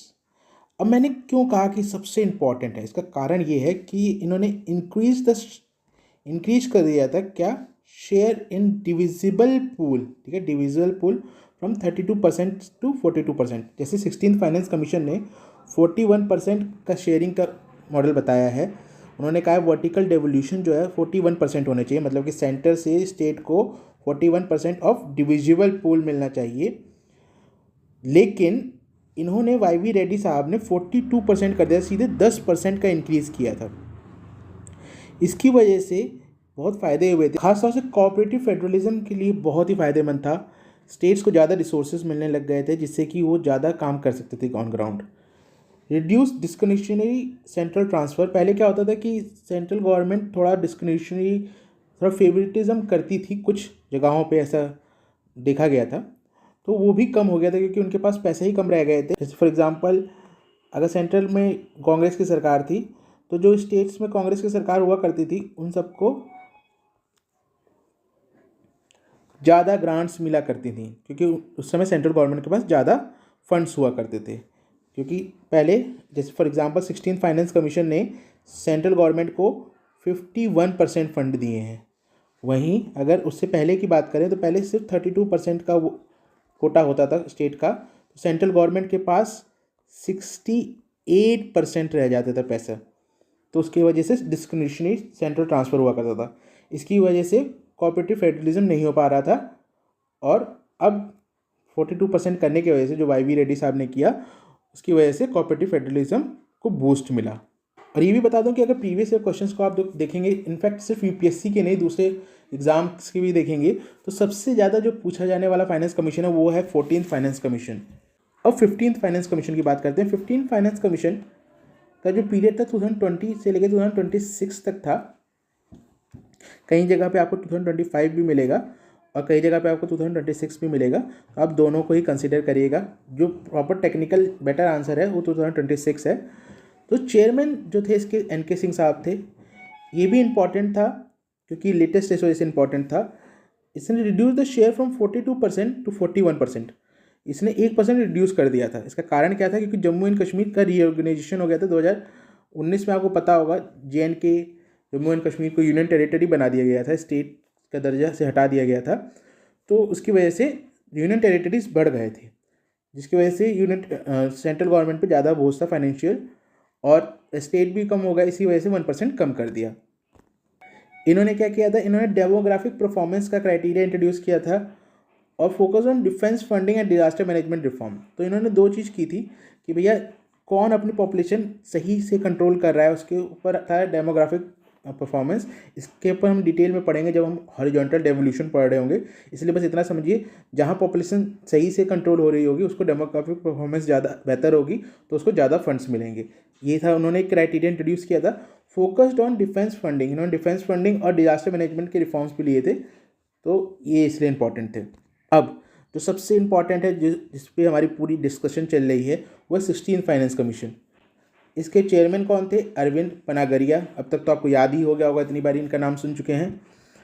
क्यों इंपॉर्टेंट था ये 16th फाइनेंस कमीशन? क्योंकि retained the 41% vertical devolution, introduce contribution to GDP in horizontal formula. ये कॉन्ट्रीब्यूशन टू GDP का एक नया क्राइटेरिया इन्होंने हॉरिजॉन्टल डेवोल्यूशन में इंट्रोड्यूस किया। जैसे कि हमने हॉरिजॉन्टल डेवोल्यूशन डिस्कस कर लिया है कि सेंट्रल गवर्नमेंट देती है स्टेट गवर्नमेंट को, तो क्या होता है? Vertical devolution. अब मैं ये बार बार इसलिए समझा रहा हूँ कि आपके दिमाग में बस जाए। और हॉरिजॉन्टल डेवोल्यूशन में क्या होता है? स्टेट को जो पूरा शेयर मिला है वो आपस में डिस्ट्रीब्यूट हो किया जाता है। तो एक नया criteria contribution to GDP introduce किया गया। अभी बस याद रखिए कि नया क्राइटेरिया कंट्रीब्यूशन टू GDP है जो हॉरिजॉन्टल फार्मूला में इंट्रोड्यूस किया गया है। क्या होता है? जब हॉरिजॉन्टल डेवोल्यूशन पढ़ेंगे तो उसको डिटेल में समझेंगे। और इन्होंने 16th फाइनेंस कमीशन ने एक और चीज़ किया कि रिमूव टैक्स एफर्ट क्राइटेरिया, इसको हटा दिया। मतलब कि पहले ये 15th फाइनेंस कमीशन में एक क्राइटेरिया था जिसमें कहा जाता था जो लोग ज़्यादा टैक्स कलेक्ट करेंगे, एफिशिएंटली कलेक्ट करेंगे, उनको ज़्यादा पैसे दिए जाएंगे। तो इस क्राइटेरिया को हटा दिया गया। उसको हम समझेंगे क्यों हटा दिया गया, क्या ऐसा क्यों किया गया। अभी बस ये वर्ड्स याद रखिए। पहला वर्ड जो प्री के लिए बहुत इंपॉर्टेंट है, 41% vertical devolution, chairman Arvind Panagariya, period 2026 से लेकर 2031 तक, इंट्रोड्यूस कंट्रीब्यूशन टू GDP, एक नया पैरामीटर इंट्रोड्यूस किया कंट्रीब्यूशन टू GDP, और क्या रिमूव किया? टैक्स एफर्ट का क्राइटेरिया हटा दिया। किससे? ये सब हॉरिजॉन्टल फार्मूला से, हॉरिजॉन्टल डेवोल्यूशन के फार्मूला से। होपफुली आपको अभी तक सारी चीज़ें याद हो रही होंगी। एक बार मैं आपसे कहूँगा कि वीडियो को पॉज करिए, गहरी सांस लीजिए और दिमाग पे जोर डालिए कि आपको चीज़ें याद हो रही हैं कि नहीं। ठीक है? अगर हो रही हैं तो प्लीज़ कमेंट में लिखिए हाँ याद हो रही हैं, या फिर वो फैक्ट्स लिखिए जो आपको दिमाग में हैं। आपको लग रहा होगा कि ये कमेंट में लिखने से कोई फ़ायदा नहीं होता, लेकिन मेरी बात मानिए, या तो आप नोट्स बना रहे हो तो बेस्ट है।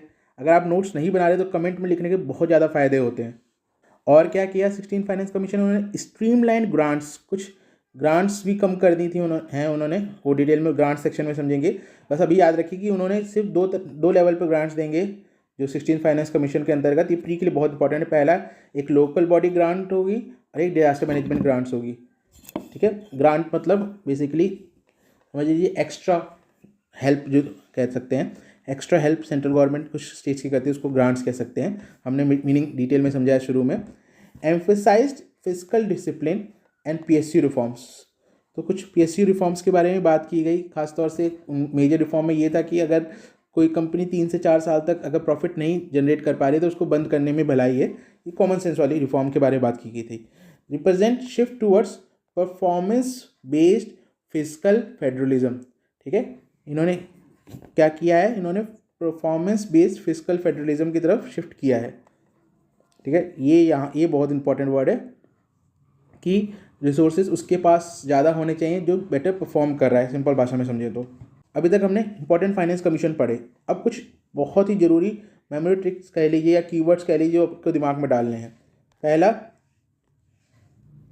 नियोजी फर्स्ट फाइनेंस कमीशन के चेयरमैन थे। रंगराजन फिस्कल डिसिप्लिन की बात किए। केलकर रिफॉर्म लेके आए, कौन से रिफॉर्म थे कमेंट में बताइएगा। रेड्डी साहब ने 42% का बूस्ट दिया, 42% वर्टिकल डेवोल्यूशन दिया। एनके सिंह ने 41% कर दिया, क्योंकि जम्मू एंड कश्मीर जो आपका था वो एक यूनियन टेरिटरी बन गया। अब पनागरिया साहब ने क्या किया, उन्होंने परफॉर्मेंस की तरफ शिफ्ट किया कि भैया जो स्टेट्स ज़्यादा बेटर परफॉर्म कर रहे हैं उनको फाइनेंशियल रिसोर्सेज ज़्यादा दिए जाएँ। आपने अभी तक बहुत सारे फाइनेंस कमीशन देख लिए, हम लोगों ने डिस्कस किए, लेकिन इसमें सबसे जो इंपॉर्टेंट है, फर्स्ट का तो बस नाम इंपॉर्टेंट है चेयरमैन, बाकी 14th, 15th और 16th फाइनेंस कमीशन, इसको तो ऑन टिप्स आपको लेके जाना है। 16th फाइनेंस कमीशन तो मैं इस वीडियो के थ्रू करवा दूंगा। 15th और 14th हम लोग पढ़ चुके हैं, जितना आप पढ़ चुके हैं उतना सफिशियंट है।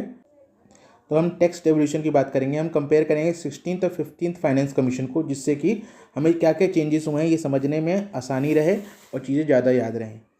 The 16th finance commission chairman again Arvind Panagaria retained 41% vertical devolution but recalibrated the horizontal devolution formula।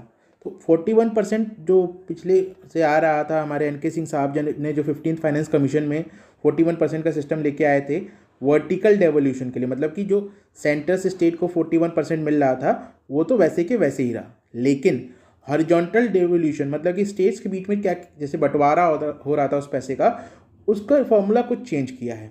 अब क्या चेंज किया है वो भी हम देखेंगे एक एक पैरामीटर के हिसाब से।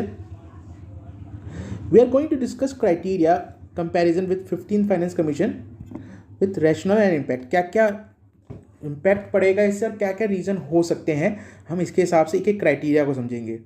तो पहला जो क्राइटेरिया है वो है इनकम डिस्टेंस, जिसको बहुत बेसिक लैंग्वेज में पुअर्टी भी कहा जाता है, लेकिन टेक्निकल भाषा में इनकम डिस्टेंस कहा जाता है।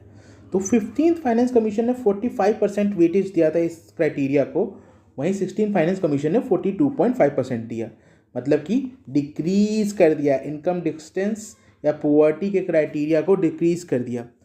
अब इनकम डिस्टेंस होता क्या है ये तो समझे हम। Measures gap between states per capita GSDP and that of the richest state. For example, पहले हम समझते हैं GSDP क्या होता है, ग्रॉस स्टेट डोमेस्टिक प्रोडक्ट। एक स्टेट के अंदर एक साल के अंदर, जनरली एक साल का पीरियड लिया जाता है, कितना product goods and services produce होता है वो उसका होता है GSDP। फॉर एग्जाम्पल 100 रुपीज़ का गुड्स एंड सर्विसेज प्रोड्यूस हुआ और उस स्टेट की पॉपुलेशन मान लीजिए 10 लोग रहते हैं, तो आपका पर कैपिटा GSDP कितना हुआ, 10 रुपये का। ये मान लीजिए इंडिया का सबसे अमीर स्टेट है जिसका पर कैपिटा GSDP है 10 रुपये। वहीं एक गरीब स्टेट की बात करते हैं। अब गरीब स्टेट का जो GSDP है, जो गुड्स एंड सर्विसेज एक साल में वहाँ पे प्रोड्यूस हो रही हैं, वो 10 रुपीज़ हैं, ठीक है, और उसकी पॉपुलेशन 10 की है, ठीक है। तो उस कंडीशन में इसका 1 रुपीज़ पर कैपिटा GSDP हुआ। तो डिस्टेंस कितना है इन दोनों के बीच में, 10 रुपीज़ जो अमीर का है, हम सबसे रिचेस्ट को कंसिडर करेंगे इस डिस्टेंस को नापने के लिए। 10 रुपीज़ जो सबसे अमीर का है और 1 जो ये गरीब स्टेट जिसकी बात कर रहे हैं उससे, तो 9 रुपीज़ का डिस्टेंस है, मतलब 9 गुना ये गरीब है ये स्टेट, तो इसको जनरली पैसे ज़्यादा दिए जाएंगे। इसका मतलब ये हुआ जितना इनकम डिस्टेंस ज़्यादा उतने ज़्यादा पैसे दिए जाते हैं फाइनेंस कमीशन द्वारा। ये क्लियर हो गया होगा, नहीं क्लियर होगा एक बार दोबारा देख लीजिए, ये इंपॉर्टेंट कॉन्सेप्ट है। Large gap share, large gap higher share, जितना डिस्टेंस ज़्यादा होगा उसको उतना ज़्यादा पैसे दिए जाएंगे। वाई रिड्यूस्ड, अभी कम क्यों कर दिया गया? To moderate over emphasis on pure redistribution and create space for performance based factor. तो रीडिस्ट्रीब्यूशन फॉर एग्जांपल जब हम फाइनेंस कमीशन का कॉन्सेप्ट समझते हैं, जो हमने शुरू में समझा भी था, तो उसमें रीडिस्ट्रीब्यूशन की बात की गई थी कि भैया जैसे फॉर एग्जांपल तमिलनाडु है जिसके पास जीएसडीपी पर कैपिटल ज़्यादा है एज़ कम्पेयर टू बिहार, तो यह पैसे ज़्यादा हैं इसके पास, तमिलनाडु के पास, तो कुछ पैसे बिहार को भी दे दिया जाए कि बिहार भी डेवलप कर सके। तो इसको कहते हैं रीडिस्ट्रीब्यूशन कॉन्सेप्ट। लेकिन हमारे अरविंद पन्नागरे साहब ने परफॉर्मेंस बेस्ड चीज़ों को लाने की कोशिश की है, कुछ क्राइटेरियाज को लाने की कोशिश की है, तो उनको कहीं ना कहीं से कुछ परसेंटेज क्रिएट करना था, तो उन्हें 2.5% कम कर दिया। इसको परसेंट में ही जनरली कंसिडर कर लिया जाता है। तो पहले 42.5 16th फाइनेंस कमीशन ने कर दिया, पहले कितना था 45%। ठीक है, बस इतना दिमाग में आपको रखना है। अब इसका इम्पैक्ट क्या होगा? इम्पैक्ट आप समझ सकते हैं, जो पुअर स्टेट्स हैं खासतौर से यूपी, एमपी, बिहार, इनको जो पैसा मिलता था कुछ उसमें कमी आ जाएगी, और जो रिचर स्टेट है उनको कुछ पैसे बढ़ के मिलेंगे। बस इतना ही अंतर हुआ। पॉलिसी सिग्नल, अब इससे हम क्या सिग्नल समझ सकते हैं, क्यों ऐसा किया जा रहा है?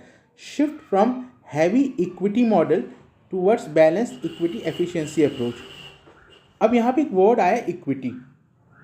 अब क्या होता है कि जनरली हम ये वर्ड स्किप कर जाते हैं या ऊपर ऊपर से मतलब समझ लेते हैं, लेकिन जब हम डिटेल में एनालिसिस कर रहे होते हैं बहुत ज़रूरी होता है कि एक एक वर्ड का करेक्ट मतलब समझे, जिससे ये जो मैं आपको समझाने जा रहा हूँ इक्विटी का, ये सिर्फ आपके प्री में काम नहीं आएगा, आपके मेंस में भी काम आएगा। तो पूरे फोकस से इक्विटी का मतलब समझिए। बेसिक मीनिंग क्या है? Equity means fairness according to need. क्या है? फेयरनेस अकॉर्डिंग टू नीड, कि भैया जिस हिसाब से आपकी ज़रूरत है उस हिसाब से आपको फेयरनेस प्रोवाइड की जाए।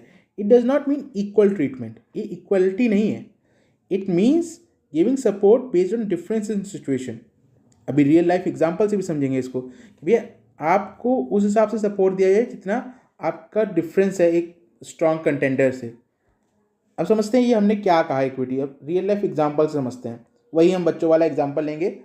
3 बच्चे हैं, ठीक है, 3 बच्चे हैं हमारे पास। एक child A very poor, child B average, child C rich. If you give 100 rupees to all 3, this is called equality. सबको अगर 100 रुपये डिस्ट्रीब्यूट कर दिए तो इसको कहेंगे इक्वालिटी। अब इस बच्चों को हटा के स्टेट समझ लीजिए। दूसरा कंडीशन है कि if you give child A 200 rupees, child B 100 rupees, child C 50 rupees, that is equity because help is given based on need. क्यों? क्योंकि चाइल्ड ए सबसे गरीब था, चाइल्ड बी मीडियम में था, चाइल्ड सी रिच था, तो उसको कम पैसे दिए क्योंकि पहले से वो रिच है। अब चाइल्ड की जगह उसी को स्टेट रख लीजिए और आप समझ जाएंगे कि कहानी क्या है इक्विटी और इक्वालिटी का। अब हम दोबारा से आते हैं कि हमने इक्विटी वर्ड का मतलब ही क्यों सीखा। क्योंकि जो 16th फाइनेंस कमीशन है उसने किया क्या है? उसने किया है जो इनकम डिस्टेंस का क्राइटेरिया था उसका वेटेज कम कर दिया। सो इक्विटी मॉडल से हम लोग जा रहे हैं इक्विटी एफिशिएंसी अप्रोच की तरफ। भैया आपको सिर्फ रीडिस्ट्रीब्यूट करके सिर्फ पैसे दिए जा रहे हैं लेकिन आप एफिशिएंट नहीं हो रहे, तो हम थोड़ा बैलेंस करने की कोशिश की है। अब जो हमने इक्विटी का बात समझी थी उसको सिंपल लाइन में समझे, तो फिस्कल फेडरलिज्म के हिसाब से समझे। तो poor states get more funds. Fiscal का मतलब क्या मैंने बताया था, आप कमेंट में बताइएगा, ठीक है। सिंपल भाषा में समझें फिस्कल का मतलब, तो बजट से रिलेटेड, सब्सिडी से रिलेटेड चीज़ों को फिस्कल कहा जाता है, ठीक है, जो गवर्नमेंट प्रोवाइड करती है और गवर्नमेंट बनाती है। Poor states to get more fund, इससे फ़ायदा क्या होगा? पुअर स्टेट्स जो थे उनको ज़्यादा फंड मिलेगा। क्यों? क्योंकि इंडिया में इक्विटी बेस्ड मॉडल था आज तक। इक्विटी की इसलिए जरूरत है कि भैया जो गरीब स्टेट्स हैं उनको ज़्यादा पैसा मिले। Richer state may get less. Equity is equal to fairness based on need. ये वर्ड याद रखिएगा जो मैंने इक्विटी के बारे में कहा, बाकी सब भूल जाएं तो इसको याद रखिएगा। Equity equal to fairness based on need. Difference between equity and equality, equality is same treatment for everyone, equity is fair treatment based on condition. आपकी कंडीशन के हिसाब से आपके साथ आपको मदद दी जाए। एक मेमोरी ट्रिक याद कर लीजिए, क्योंकि ये जो इक्विटी और इक्वालिटी है इसमें बहुत बच्चे कंफ्यूज होते हैं, इसलिए थोड़ा डिटेल में हम पढ़ रहे हैं। Equity equal to equal opportunity, not equal amount. ठीक है, इक्वल अमाउंट नहीं देंगे, इक्वल अपॉर्चुनिटी देंगे। अब जो सेकंड क्राइटेरिया है वो है पॉपुलेशन। पॉपुलेशन को समझते हैं। पॉपुलेशन कहाँ कब का पॉपुलेशन? 2011 के सेंसस के बेस पे, लेटेस्ट सेंसस के बेस पे नहीं, जो होने वाला है 2027 से शुरू होगा, तो उसके बेस पे नहीं, लेकिन 2011 का जो लेटेस्ट हमारे पास है उसी के बेस पे। तो 15th फाइनेंस कमीशन ने कहा था 15% कहा था कि इसका वेटेज होगा। 16 फाइनेंस कमीशन ने उसको 17.5 कर। What it means? Distribution based on demographic size. तो एक तरह से 16 फाइनेंस कमीशन का सोचना है कि ज़्यादा पॉपुलेशन को और ज़्यादा सोर्सेज दिए जाने चाहिए, यही सोच रही है इनकी। जो थर्ड क्राइटेरिया है हमारे हॉरिजॉन्टल डेवोल्यूशन का, वो है डेमोग्राफिक परफॉर्मेंस। डेमोग्राफिक परफॉर्मेंस को 15 फाइनेंस कमीशन ने 12.5% का वेटेज दिया था, जो 16 फाइनेंस कमीशन ने 10% कर दिया। डेमोग्राफिक परफॉर्मेंस का मतलब क्या होता है? It reward states that control population growth. जहाँ पे पॉपुलेशन ग्रोथ ज़्यादा नहीं हो रही, उसको स्टेट को रिवॉर्ड करता है। फॉर एग्जांपल ये समझिए, जैसे पहले पॉपुलेशन थी 100 और किसी स्टेट ने कि नेक्स्ट ईयर पॉपुलेशन हुई 105, सो 5% का इंक्रीज़ हुआ। वहीं दूसरी स्टेट का 100 पॉपुलेशन था और उसका पॉपुलेशन 110 हो गया, तो उसका 10% इंक्रीज़ हो गया। तो according to demographic performance criteria, जो ये पहला स्टेट है जिसका सिर्फ 5% का ग्रोथ हुआ, उसको ज़्यादा पैसे, फाइनेंशियल रिसोर्सेज मिलेंगे। बस सिंपल मीनिंग इतना ही है। इसका इम्पैक्ट क्या होगा? It will reduce share of South Indian states which usually have better demographic performance. South Indian states जैसे फॉर एग्जांपल तमिलनाडु, कर्नाटका, केरला, इनके लिए ये डिक्रीज अच्छा नहीं है, क्योंकि इन सारे स्टेट्स की डेमोग्राफिक परफॉर्मेंस जो थी वो बेटर थी as compare to north Indian states like UP, Bihar etcetera. Fourth criteria है एरिया का। 15 फाइनेंस कमीशन ने इसको 15% कहा था और 16 फाइनेंस कमीशन ने इसको 10% कर दिया। What it means? इसका मतलब क्या है एरिया का? Compensate large states for high administrative infrastructure cost. For example, कोई स्टेट है तो अगर उसका एरिया ज़्यादा है तो वहाँ पे ऑफिस ज़्यादा होंगे, गवर्नमेंट ऑफिस जैसे कि पुलिस स्टेशन होंगे, गवर्नमेंट हॉस्पिटल्स, गवर्नमेंट स्कूल्स भी ज़्यादा होंगे, क्योंकि एरिया ज़्यादा है। तो इस वजह से उनको ज़्यादा पैसे मिलने चाहिए। सिंपल बात यही है इस एरिया क्राइटेरिया की। ये higher administrative and infrastructure cost में आप रोड्स को भी ले सकते हैं। इसका इम्पैक्ट क्या होगा? Large landmark states like Rajasthan, MP will see relative decline. So इस क्राइटेरिया के वेटेज को कम करने से नुकसान होगा राजस्थान और एमपी जैसे बड़े स्टेट्स को। अगला है forest and ecology. Forest and ecology को 15 फाइनेंस कमीशन में भी 10% था, 16 फाइनेंस कमीशन में भी 10% था। ये क्राइटेरिया का मतलब क्या है? It compensate states for maintaining forest cover, opportunity cost of conservation. तो इसमें उन स्टेट्स को फ़ायदा होता है जहाँ पे फॉरेस्ट कवर ज़्यादा होता है। क्यों उनको ज़्यादा पैसे दिए जाते हैं? क्यों एक क्राइटेरिया बनाया गया है, इसको समझते हैं। First of all, forest area को मेंटेन करने में भी पैसे खर्च होते हैं, एक तो ये क्राइटेरिया। लेकिन उससे भी बड़ी बात ये है कि opportunity cost of conservation. For example, अगर मध्य प्रदेश के पास एक फॉरेस्ट एरिया है, तो क्या मध्य प्रदेश उस फॉरेस्ट एरिया को हटा के एक इंडस्ट्री स्टार्ट नहीं कर सकता था वहाँ पे? तो ये है opportunity cost of forest area. तो इससे भी रेवेन्यू लॉस होता है एक स्टेट को, इस वजह से दिया जाता है फॉरेस्ट एंड इकोलॉजी का क्राइटेरिया यूज़ किया जाता है, जिसका 10% वेटेज है। इसका इम्पैक्ट क्या होगा? जो फॉरेस्ट रिच स्टेट्स हैं उनको बेनिफिट मिलता रहेगा, जैसे कि एमपी, छत्तीसगढ़, उड़ीसा, जहाँ पे फॉरेस्ट कवर ज़्यादा है उनको बेनिफिट होगा इससे पहले की तरह ही। अब एग्जामिनेशन पॉइंट ऑफ व्यू से जो सबसे ज़्यादा एक्सपेक्टेड है वो है contribution to GDP criteria. 15 finance commission में तो था ही नहीं, ये न्यू क्राइटेरिया इंक्लूड किया है 16 फाइनेंस कमीशन ने। इसका वेट दिया है 10% का। इसका मतलब क्या है? States rewarded based on share in the national GDP.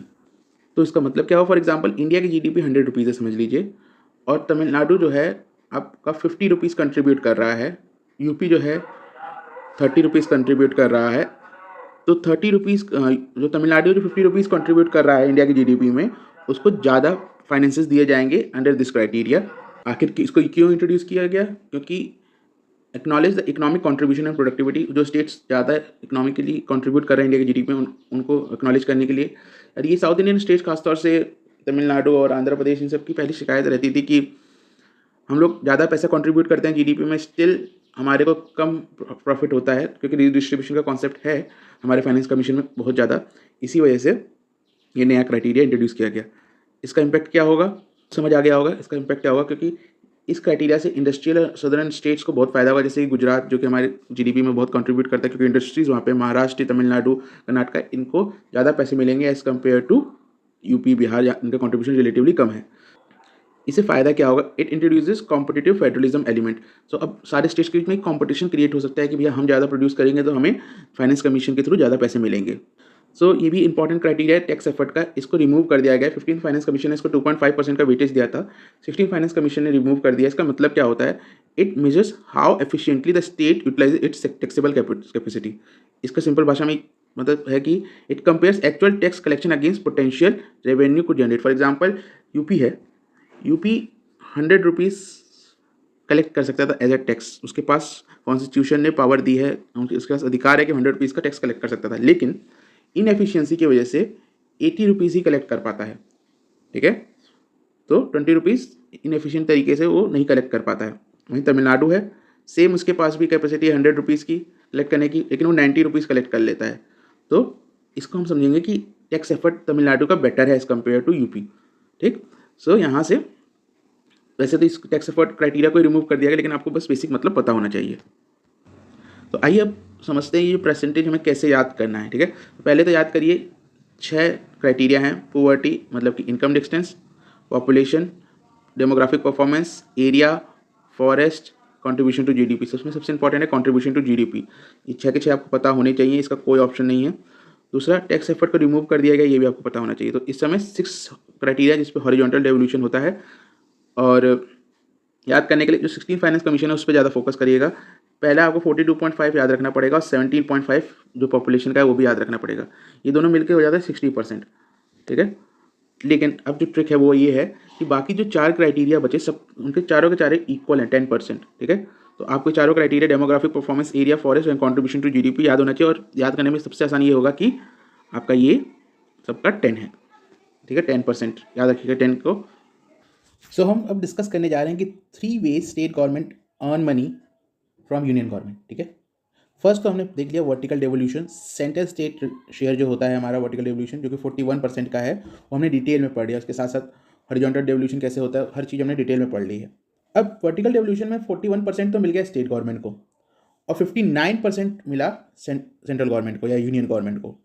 लेकिन ये 59% भी सेंट्रल गवर्नमेंट के पास नहीं रहता है। इसमें से एक बड़ा कंपोनेंट जाता है ग्रांट्स इन एड में।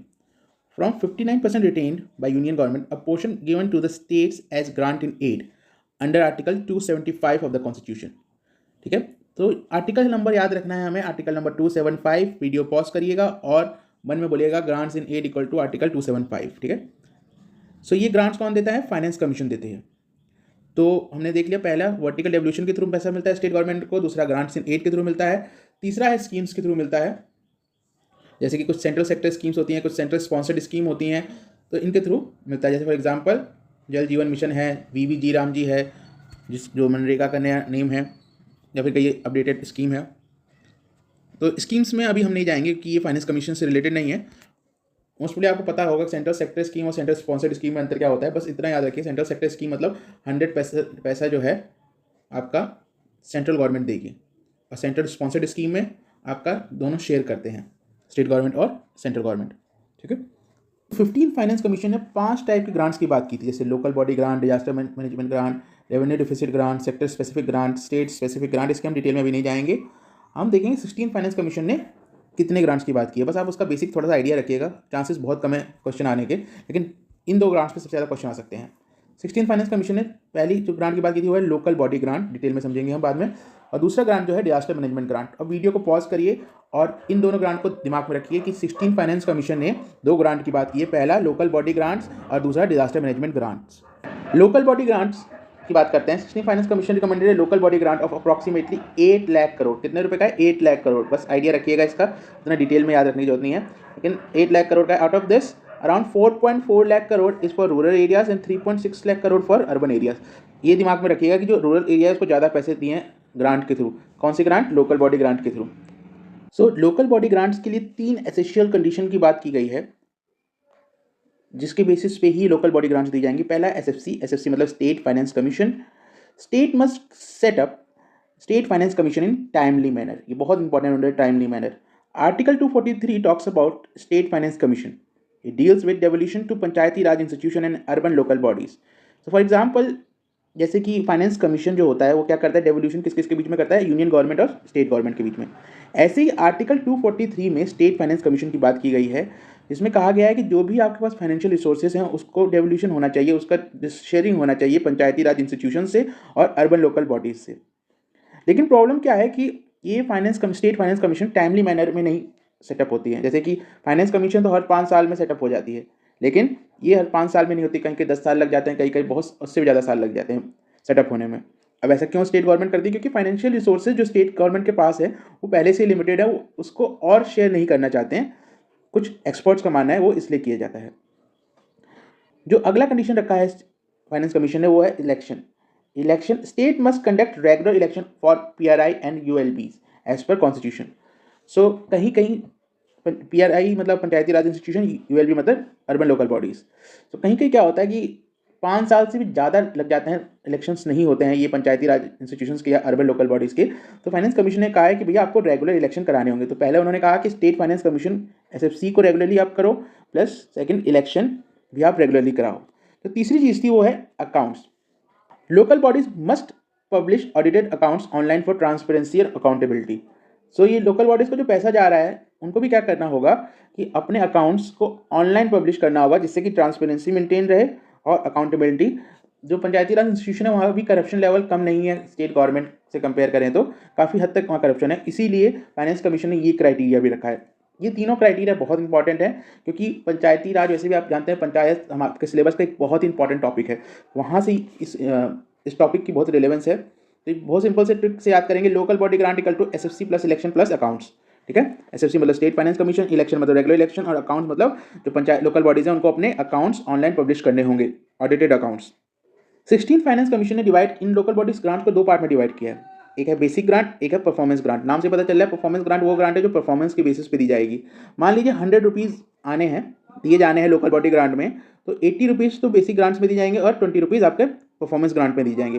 पहला चीज़ ये है. उसके बाद बेसिक ग्रांट को भी सब डिवाइड किया गया है. ये थोड़ा सा आपको कंफ्यूजिंग लग रहा होगा, लेकिन मैं आपको लास्ट में मैप के थ्रू समझा दूंगा एग्जैक्टली हुआ क्या है. तो लोकल बॉडी ग्रांट, ठीक है, LBG, इसको 2 फॉर्म में डिवाइड किया गया, बेसिक ग्रांट और एक परफॉर्मेंस ग्रांट. ये 80% था, ये 20% था. अभी यहाँ तक समझिए, इतना आपको समझ आना चाहिए.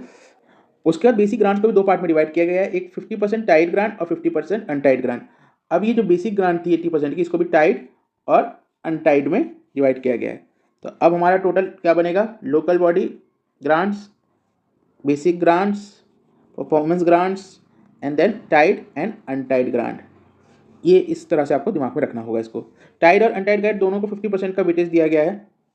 अब टाइड ग्रांट्स का मतलब क्या होता है, tied for specific sector. For example Swachh Bharat mission से रिलेटेड आप काम करा सकते हैं इस ग्रांट के थ्रू. वेस्ट मैनेजमेंट से रिलेटेड, वाटर सैनिटेशन से रिलेटेड जो पैसा मिलेगा इस ग्रांट के थ्रू, आप उसका काम करवाएंगे. Fund must be use only for the specified purpose. ठीक है, इन्हीं स्पेसिफिक पर्पसेस के लिए यूज़ करना चाहिए. Untied grant 50% of the basic grant, जो कि आप किसी और चीज़ के लिए यूज़ कर सकते हैं, जैसे कि can be use on local priorities. Example playground in school. अब स्कूल में प्लेग्राउंड बनाना है किसी पंचायत को, तो वहाँ ये अनटाइड ग्रांट यूज़ कर सकते हैं, क्योंकि ये लोकल बॉडी ग्रांट है, वहाँ से ये आया untied grant. Untied grant for example आपका गांव में एक स्कूल है, उसके पास प्लेग्राउंड नहीं है, खेलने की सुविधाएं नहीं है बच्चों की, तो वो बना सकते हैं. लेकिन however certain expenditures are not allowed. कुछ एक्सपेंडिचर हैं जो अलाउड नहीं है. For example sarpanch office AC not allowed under this grant. For example जो हमारे पंचायत के सरपंच हैं उनके ऑफिस में AC लगवाना है, तो इस अनटाइड ग्रांट का यूज़ करके नहीं लगवा सकते. अब परफॉर्मेंस ग्रांट जो 20% है इसका weightage, link to performance based criteria, improve collection of property tax, improve collection of user fees. Local bodies must show better revenue mobilisation to receive this component. बहुत सिंपल है कि प्रॉपर्टी टैक्स अच्छा आप collect करिए, user fees एक तरह से tax समझ लीजिए. Local bodies user fees for example अगर आप शहर में रहते होंगे तो अर्बन लोकल बॉडीज़ जो होती हैं वो कुछ कहीं कहीं जगह पार्किंग फीस कलेक्ट करती हैं, तो उसका एग्जांपल हो गया पार्किंग फीस, यूजर फीस समझ लीजिए आप. Local bodies must show better revenue mobilisation. अब प्रॉब्लम क्या है, जो थर्ड टियर हमारा है पंचायती राज इंस्टीट्यूशन और अर्बन लोकल बॉडीज, इनका रेवेन्यू की बहुत इशू है. तो ये ग्रांट, परफॉर्मेंस ग्रांट उनको दी जाएंगी जो रेवेन्यू मोबिलाइजेशन बेटर करेंगे, जो पैसा ज़्यादा कलेक्ट करेंगे प्रॉपर्टी टैक्स के थ्रू, यूजर फीस के थ्रू, उनको ये परफॉर्मेंस ग्रांट दी जाएगी. एक स्पेशल प्रोविजन की बात की गई है अर्बन लोकल बॉडीज के लिए जो 16 फाइनेंस कमीशन में, वो है there is a special component with performance grant within performance grant. ये कौन से ग्रांट में, परफॉर्मेंस ग्रांट के अंदर है. स्पेशल इंफ्रास्ट्रक्चर ग्रांट, जिसमें लगभग 56,000 करोड़ रुपए दिए जाएंगे। डेटा इंपॉर्टेंट नहीं है, लेकिन ये स्पेशल इंफ्रास्ट्रक्चर ग्रांट क्या है, जैसे वेस्ट वाटर जो होता है अर्बन लोकल एरियाज़ में, शहरों में वेस्ट वाटर सीवेज ट्रीटमेंट बहुत बड़ा इशू है, तो इसके लिए स्पेशली ये दिया जाएगा स्पेशल इंफ्रास्ट्रक्चर ग्रांट। बस आप दिमाग में रखिए, याद बस सुनते रहिए, हर चीज़ याद करने की जरूरत नहीं है, बस सुनते रहिए। Specifically for cities with population between 10 lakh to 40 lakh, से किस तरह की सिटीज़ के लिए हैं, जो कि यहाँ की पॉपुलेशन कितने हैं, 10 लाख से लेकर 40 लाख तक। फोकस क्या होगा भाई, waste water management infrastructure create करना है, क्योंकि वेस्ट वाटर एक बहुत बड़ी समस्या है शहरों में तो खासतौर से। एक और ग्रांट की बात की गई है, वो है urbanisation premium, a separate grant for urban local bodies. एक और ये अर्बन लोकल बॉडीज़ के लिए, इससे पहले किसके लिए था, स्पेशल इंफ्रास्ट्रक्चर ग्रांट था, वो भी अर्बन लोकल बॉडीज़ के लिए था। और ये अर्बनाइजेशन प्रीमियम जो है, अर्बनाइजेशन प्रीमियम जो है, ये भी अर्बन लोकल बॉडीज़ के लिए है। सो ये सिर्फ एक बार दी जाएगी, main for rural to urban transition areas, जो एरियाज गाँव से शहर बन रहे हैं उनके लिए एक बार दी जाएगी। बस इतना याद रखिए, ज़्यादा घुसने की जरूरत नहीं है इसमें डिटेल में, और डिटेल सर्च भी मत करिएगा, क्योंकि ये इतना पॉइंट इंपॉर्टेंट नहीं है, रिलेवेंट है लेकिन इंपॉर्टेंट नहीं है। 16 finance commission includes other facts and provisions, however based on previous year question. हाँ देखिए, 16 फाइनेंस कमीशन में बहुत सारे फैक्ट्स एंड प्रोविजंस हैं, लेकिन हम लोग जो पढ़ रहे हैं प्रीवियस ईयर क्वेश्चन के ट्रेंड को समझ के चीज़ों को समझ रहे हैं। Basic grant 80%, performance grant 20%, untied tied grant दोनों 50% था। कंडीशंस क्या थे अर्बन लोकल बॉडी ग्रांट के लिए, एसएफसी होना चाहिए, इलेक्शंस होना चाहिए, अकाउंट्स होना चाहिए, ठीक है। Waste water allocation for mid size cities 10 lakh to 40 lakh, ठीक है। अर्बनाइजेशन प्रीमियम, ये भी अर्बन लोकल बॉडीज के लिए था। और ये वेस्ट वाटर एलोकेशन, ये वाला भी जो था आपका स्पेशल इंफ्रास्ट्रक्चर के अंतर्गत, वो भी अर्बन लोकल बॉडीज़ के लिए था। बस इतना याद रख लीजिए, काम हो जाएगा, ज़्यादा डिटेल में जाने की जरूरत नहीं है, कोई फ़ायदा नहीं होगा। कॉस्ट टू बेनिफिट रेशियो जो होता है वो आता नहीं है, मतलब कि आप एफर्ट डालेंगे उतना प्रॉफिट आपको होगा नहीं। तो अगला ग्रांट है जिसकी बात की गई है फाइनेंस कमीशन में, वो है disaster management grant. The 16 finance commission has allocated 1.5 lakh crore for disaster management. It has 2 component, ठीक है। ये नंबर याद रखने की जरूरत नहीं है, ज़्यादा इंपॉर्टेंट नहीं होता, याद भी नहीं रह पाता है ये सारी चीज़ें, नंबर्स, और इतने इंपॉर्टेंट नंबर भी नहीं है। बस याद रखने डिजास्टर मैनेजमेंट ग्रांट की बात की गई है, जो पहले हमने अर्बन लोकल बॉडीज ग्रांट देख लिया हमने, ठीक है। 16 फाइनेंस कमीशन ने 2 ग्रांट दिए थे, लोकल बॉडीज ग्रांट जो हमने देख लिया, अब हम देखने जा रहे हैं disaster management grant. Disaster management grant के 2 कंपोनेंट है, पहला है मिटिगेशन कंपोनेंट, जिसका 20% वेटेज है। 20% of total allocation is for mitigation. Mitigation का अर्थ होता है कि किसी चीज़ को होने से बचाना, डिजास्टर से रिलेटेड, किसी डिजास्टर को होने से बचाने के लिए ये आपका मिटिगेशन वर्ड यूज़ किया जाता है। It will go to state mitigation fund, state disaster mitigation fund, एक फंड होता है स्टेट गवर्नमेंट के पास, स्टेट डिजास्टर मिटिगेशन फंड, उसमें जाएगा ये 20% कंपोनेंट। अब एग्जांपल समझते हैं। फॉर एग्जांपल जो पहाड़ी एरिया है वहाँ पे लैंडस्लाइड्स बहुत होती है, तो एक जियो टेक्सटाइल की टेक्नोलॉजी होती है, उसका यूज़ करके उन लैंडस्लाइड्स को कम किया जा सकता है। इसी को कहते हैं मिटिगेशन करना, कि कोई डिजास्टर होने से पहले ही उसको रोकने की कोशिश करना। तो ये 20% वेटेज है मिटिगेशन के लिए। और रिस्पॉन्स कॉम्पोनेंट, अब डिजास्टर हो जाएगा तो रिस्पॉन्स होगा, उसके लिए 80% पैसे जाएंगे। 80% of the total allocation is for response, it will go to the state disaster response fund. पहले था स्टेट डिजास्टर मिटिगेशन फंड, जहाँ 20% पैसे जाएंगे, स्टेट डिजास्टर रिस्पॉन्स फंड जहाँ 80% पैसे जाएंगे। एग्जाम्पल समझिए, फॉर एग्जाम्पल फ्लड आता है जहाँ पे, वहाँ के लिए रेस्क्यू बोट खरीदी जाएगी, जिससे कि फ्लड सिचुएशन में हेल्प हो सके, रिस्पॉन्स करने में हेल्प मिले। अभी जो फंड्स होते हैं इनका भी फंडिंग सिस्टम होता है, इसमें हम डिटेल में नहीं जाएंगे, बस इतना याद रखें कि नॉर्मल स्टेट के लिए ये फंड्स जो होंगे वो 75% यूनियन गवर्नमेंट इसमें पैसा देगी और 25% स्टेट गवर्नमेंट। और north east and Himalayan state के लिए 90-10 का रेशियो हो जाएगा, 90% यूनियन गवर्नमेंट देगी और 10% स्टेट गवर्नमेंट। जो इंपॉर्टेंट है ये 16 finance commission has recommended that heat wave important and lightning should be added in the list of disasters so that the compensation can be given to the people suffered from this। तो ये question आ सकता है कि 16 finance commission ने कौन सी 2 चीज़ों को कहा है डिजास्टर में इंक्लूड करने के लिए। पहला है हीट वेव, दूसरा है लाइटनिंग।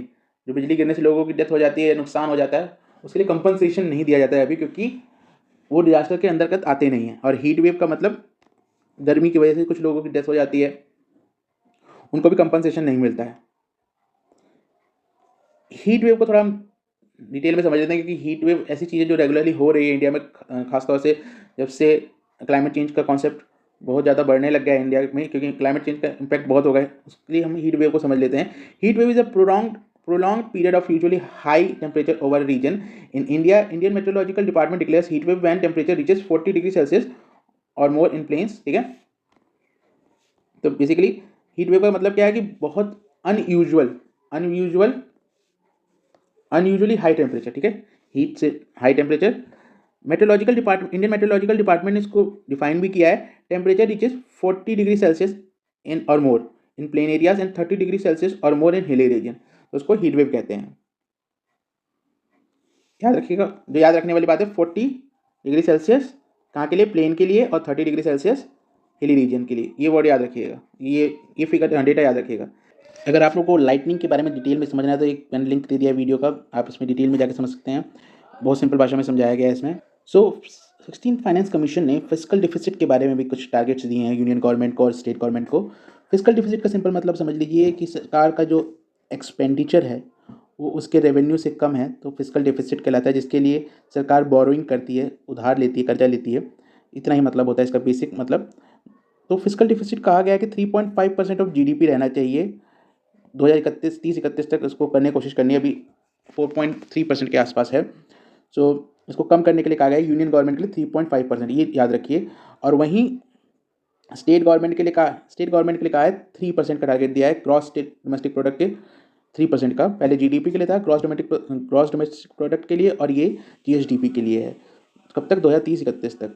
तो ये टारगेट दिए हैं। कुछ नॉन प्रोडक्टिव स्कीम्स के बारे में भी कहा है फाइनेंस कमीशन ने। उन्होंने कहा है कि एक कमेटी सेटअप करनी चाहिए। Finance commission recommended that the union should setup a new committee, जिसका सिर्फ और सिर्फ एक काम होगा कि जो identify and shut down the non productive and inefficient scheme, जो फालतू स्कीम्स चल रही हैं, जो कि जिससे ज़्यादा कुछ रिजल्ट नहीं आ रहे, उनको बंद करना।